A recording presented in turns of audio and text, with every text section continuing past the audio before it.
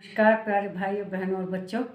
हम लोग श्रीमद् भगवत गीता का अध्ययन कर रहे हैं और आप लोगों को खुशी होगी कि अब हम इस अध्ययन कर में इस भगवत गीता के श्लोक 2 है और अध्याय 14 है।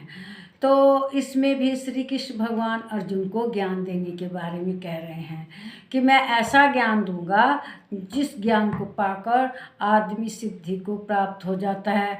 इस जो पृथ्वी है, प्रकृति है, इसके उत्पन्न होने, प्रलय होने का उनके ऊपर कोई असर नहीं पड़ता।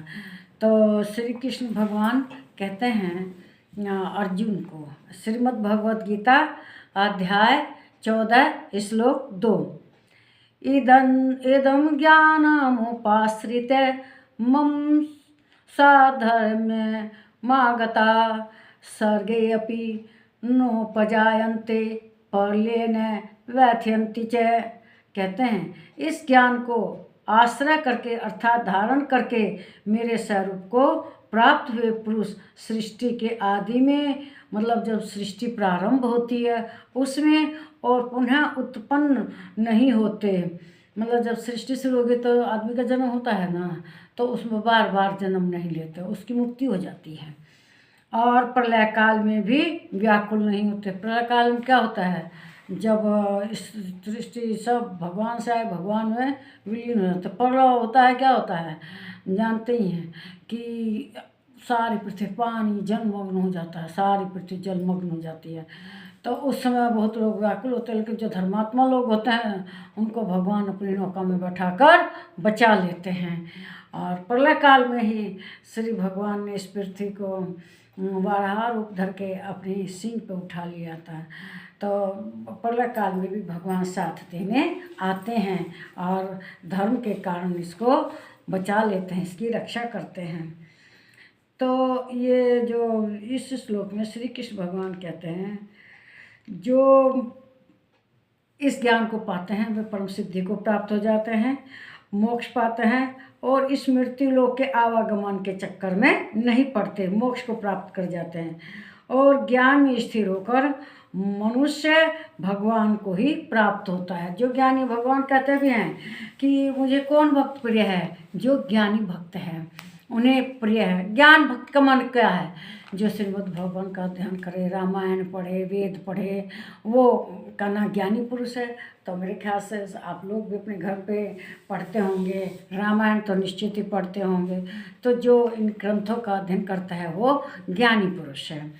तो कहते हैं कि प्रारंभ जब पृथ्वी उत्पन्न होती है तो वो उसमें तो उस समय परेशान नहीं होते प्रारंभ में भी, और जब प्रलय का समय होता है, जब पृथ्वी में प्रलय होती है तब भी व्यथित परेशान नहीं होते। वो देखिए जो भक्त है भगवान का वो समभाव रहता है, दुख हो या सुख हो उसमें कोई परिवर्तन नहीं होता। और जो क्षुद्र आदमी होते हैं, जो ज्ञानहीन होते हैं, जब दुख होगा तो इतना दुखी हो जाएंगे कि उसकी कोई सीमा नहीं है। कुछ लोग तो थोड़े से भी परेशान होकर एक से एक बड़े स्टेप उठा लेते हैं। अरे दुख में इतना दुखी होते हैं कि डिप्रेशन में चले जाते हैं, अब उन्हें ज़िंदगी बेकार लगने लगती है। तो मनुष्य को ऐसा नहीं करना चाहिए कि दुख में इतने दुखी हो गए कि ज़िंदगी बेकार लगने लगे, ज़िंदगी का ही अंत कर लेते, ये तो बहुत गलत। और सुख में इतने सुखी होते हैं कि उस हार्ट अटैक हो जाता है सुख में इतने सुखी हो। तो इस अति से बचना चाहिए। अति की भली ना बोलना, अति की भली ना चुप। अति हर चीज़ भी हर जगह कहना आदमी को वर्जित की गई कि अति नहीं करना चाहिए, अति बहुत खराब चीज़ है। तो वही है कि जो ज्ञानी होता है वह ना तो सुख में ज़्यादा सुखी होता है कि हार्ट अटैक हो जाए, और दुख में इतना दुखी ना होता कि डिप्रेशन में चला जाए, ज़िंदगी ही बेकार लगने लगे। हमेशा जो संभाव रहता है वह पृथ्वी पर बहुत लंबी उम्र पाता है। क्यों? वो संभाव है और भगवान का नाम लेता है। भगवान के लेते लेते नाम आदमी को भगवान एकदम तृप्त कर देता है। जैसे समुद्र तृप्त होता है ना, उसे किसी चीज़ की कोई परवाह नहीं, तो एकदम पानी से परिपूर्ण, इसी तरह मनुष्य का जीवन भी हो जाता है। आप लोग भी भगवान में ध्यान लगाया कीजिए और देखिए आप लोग अगर जीवन एकदम तृप्त। देखिए मैं अपने आप में कहीं कुछ नहीं थी, लेकिन भगवान ने हर चीज़। देखिए एक समय था ना जब मैं छोटी सी थी, मेरा हाथ देख के लोग कहते थे ये तो दरिद्रता का हाथ है और आज मैं अपना हाथ दिखाती हूँ तो लोग कहते हैं इस हाथ में तो साक्षात सरस्वती और लक्ष्मी का निवास है। तो ये कर्म से ही नहीं बदलता, वास्तविकता में मेरे हाथ में भाग्य रेखा, धन रेखा वगैरह कुछ नहीं है भगवान की दया से। लेकिन भगवान की दया से मुझे किसी चीज़ का दुख भी नहीं है। भगवान जो दिए उसमें बहुत संतोष है। तो इसलिए मनुष्य का संतुष्ट जीवन क्या कमी है, आदमी को चाहिए क्या, रोटी कपड़ा और मकान। आजकल ऐसा कपड़ा चल रहा है कि फटते भी नहीं हैं हमेशा चलते रहते हैं। तो आजकल किसी के पास कपड़े की तो कमी नहीं है इस पृथ्वी पर। अगर होगी तो लिखिएगा मेरे कमेंट बॉक्स में कि हाँ किसी को कपड़े की कमी है। मकान आजकल कोई भी हो, सब कोई पिलर पे उठा रहे हैं। पक्का मकान बन जाता है, अब पीढ़ी दर पीढ़ी की छुट्टी, समझे, कम से कम 2-3 पीढ़ी की तो छुट्टी, तो उससे भी मुक्ति। पहले मिट्टी के मकान होते थे, हर साल बारिश में बर्बाद हो जाएंगे, गिर जाए, हर साल बनाने पड़ते थे।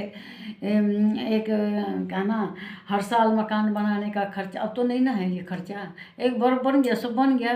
तो इसीलिए मनुष्य को संतुष्ट जीवन जीना चाहिए। भगवान की कृपा से हमें नून रोटी मिले तब भी कहते हैं भगवान की कृपा से मिली, आनंद से खाते हैं। और जो मिल जाए वही बहुत अच्छा, जो मिल गया वो अच्छा। तो आदमी को संतुष्ट जीवन जीना चाहिए। भगवान भगवान का नाम ले, देखिए आपका जीवन कितना सुखमय सुंदर होगा। देखिए आदमी औरतें क्या करती हैं, एक दूसरे के पास बैठ के चुगली करती हैं, किसी की शिकायत करती हैं। तो इससे क्या होता है, उन लोगों का अपना ही जीवन नरकी हो जाता है। क्यों, जिसकी शिकायत करती हैं वो उससे कहेगी, वो उससे कहेगी, और इस तरह से जिसके बारे में कहेगी उसके कान में जाएगी। तो एक दुश्मन खड़ा हो गया ना समाज में। तो इसलिए अपना जीवन सुखमय बनाने के लिए इधर उधर के प्रपंच से बच के भगवान में लीन रहना चाहिए। आपका जीवन सुखमय, आपका तो पृथ्वी पे ही स्वर्ग हो जाएगा। भगवान के नाम में इतनी शक्ति है, जो आपका घर है वही स्वर्ग हो जाए। स्वर्ग सदृश नहीं होगा, स्वर्ग ही हो जाएगा। इस बात को आजमा के देखिए। जो मैं बात कहती हूँ, अपने घर को स्वर्ग बनाने के लिए आप दिन रात भगवान का ही नाम लीजिए। जब उठे भगवान का नाम जब देखिए भगवान आपको क्या बना देते हैं। ना गए, हम तो अपने हाथ में कुछ भी नहीं था, लोग देखने वाले कहते तो दरिद्रता का हाथ है।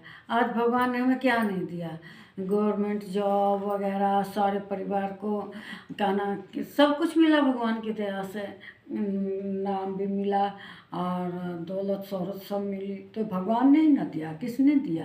तो आप भी भगवान का नाम लीजिए, आपके पास सब रहेगा। किसी अगर हमारे पास कोई चीज़ नहीं है तो हम उसके लिए दुख भी नहीं है। हम लोग उस नहीं है तब भी सुखी हैं। इसलिए नहीं है तो एक भलाई नहीं है है तो अच्छा तो इसीलिए भगवान के अनुरूप कार्य कीजिए और धरती पर ही स्वर्ग का अनुभव कीजिए। तो मेरे ख्याल से देखिए, जो आदमी ना भगवान में रहता है वह मृत्यु के जो परे हो जाता है, मृत्यु से परे हो जाता है। उसे मृत्यु से आना जाना के चक्कर या आवागमन का छूट जाता है। और वह जो प्रकृति के 3 गुण है, रजोगुण तमोगुण, इनसे मोहित नहीं होता, उसके ऊपर इनका कोई प्रभाव नहीं पड़ता है। और जब पृथ्वी का सर्जन हुआ तब वह जागृत हुआ, क्या हो गया।